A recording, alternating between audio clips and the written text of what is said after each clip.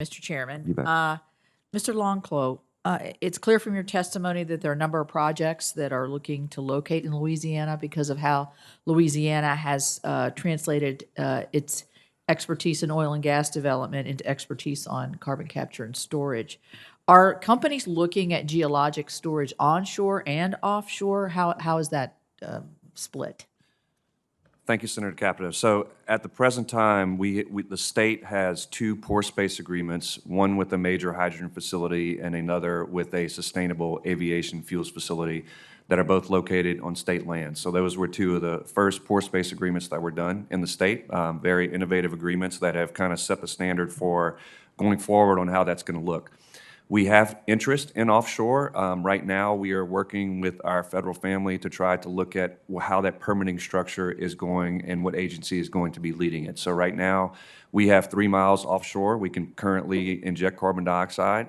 We do not currently have any projects that are looking specifically at doing that, other than right now just kind of saying that this might be a viable option. So haven't done pore space agreements, but we have interest mostly from our LNG facilities in western Louisiana that are looking at doing offshore. But most of the interest, I would say probably 90%, has been on onshore in terms of injection right now. But we are looking at long-term management of making offshore resource something that we can put carbon dioxide into. Well, thank you. Could you also discuss like what having the proximity to conventional oil and gas operations like refineries and petrochemical facilities affects the economy of scale of CCUS? We know how expensive it is. And does this proximity also provide with you a ready workforce since there's accustomed to working in these kind of projects and environment? Absolutely. So our industrial corridor provides what I would call an unprecedented opportunity because most of the source material is located in a geographical area where the sinks are located. So investment in infrastructure will still have to happen, but the piping distances aren't hundreds of miles. We're talking about probably 10 or 20 miles. So that helps tremendously when the pore space is located close to it. So as we're looking at decarbonizing with 62 or 63% of our emissions coming from the industrial corridor and all of our industry combined, it's very helpful for us to have these sources located close to each other. So we're hoping that as we continue to roll projects out, that we can start getting facilities into really the mindset to take carbon dioxide out and potentially to bring hydrogen into those facilities to help with long-term management of emissions. So I think that for us, that's been really strategic in terms of how we're looking at projects. And we've had a lot of developers that have put information together that are looking at really coupling sources across that whole corridor. Are you doing, do you have any projects of enhanced oil recovery using carbon going on right now? We do. I think my understanding is that we have 3, I think 2 still being active. So one is an agreement. Most of the interest that we've seen in terms of CCUS has been, I'd say that probably 98% has been on geological storage. So there are some opportunities, I think, in the Haynesville Shale where operators potentially have looked at EOR, but the bulk of our interest is in geological storage. Sequestration. Mr. Haru, congratulations on North Dakota being the first state in the nation to get the primacy on the Class 6 well. So well done. And I thank you for mentioning our state. I know we're interested in this. How has that specifically helped your state? And is it encouraging more additional project development? Is it increased efficiency in moving projects along? What kind of effects are you seeing since you were able to make this achievement? Thank you for the question, Senator Capito. Yes, we've seen a really pretty substantial proliferation of project proponents in the state. At this point, the state has already issued 3 facility permits. We have our first commercial project operating. We have about a half a dozen more permits, either with a decision pending or permit applications ready to be filed. So these range from power generation to backside of gas processing to ethanol facilities and from facilities bringing CO2 in from out of state. You mentioned you have one that's presently working. Is that correct?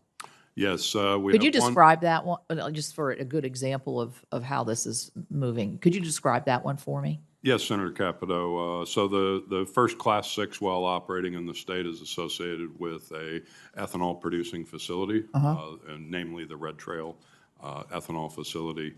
near Richardson, North Dakota. We also have a series of Class 2 wells where CO2, and both of these were mentioned by Senator Kramer earlier, but Denbury Resources is injecting CO2 into one of our most prolific formations in the state for enhanced recovery. We expect many tens of millions of tons of CO2 to be stored in conjunction with that project. Did you have to build new pipelines to carry the CO2? Senator Capito, yes, the pipeline from Wyoming into southwestern North Dakota was recently extended by about 125 miles from southeastern Montana, actually, from a project that my team had worked closely with Denbury on since 2000, well, Denbury's predecessor, Encore Oil and Gas, since 2005. So we've been at this a very, very long time. Right. Thank you. Thank you, Mr. Chair.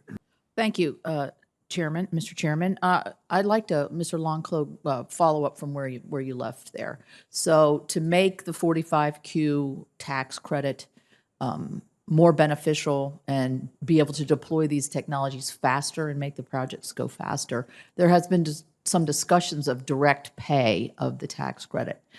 Do you think that that is something that we should seriously look at? Do you have an opinion on that? Yes. Oh my gosh. Wow. Was that me? Thank you, Senator Capito. Sorry, I hope that it wasn't my mic, but as I mentioned earlier testimony, we, in terms of economic analyses, the thing as we were going through the process of looking at the cost per ton, the 50 versus 85 when that was still in play, one of the analysis that we saw showed that if we got to even 85 to 90 dollars per ton, that potentially almost 90% of the industry in the state of Louisiana could potentially utilize carbon capture, utilization, and storage to where the economics would make sense. So I think that for us, 50 is a tremendous start. It looks at probably and brings about 48% of industry to the table.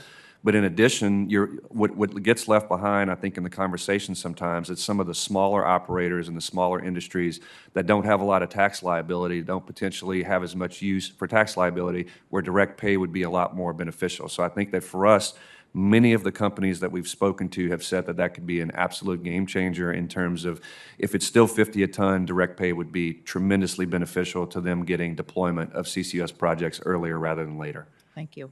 Thank you. Let me ask a question about, there was some initial discussion, I think, in several of your statements about communities that have been heavily impacted by emissions. And there's been some discussion in this committee as well as to how to help those communities.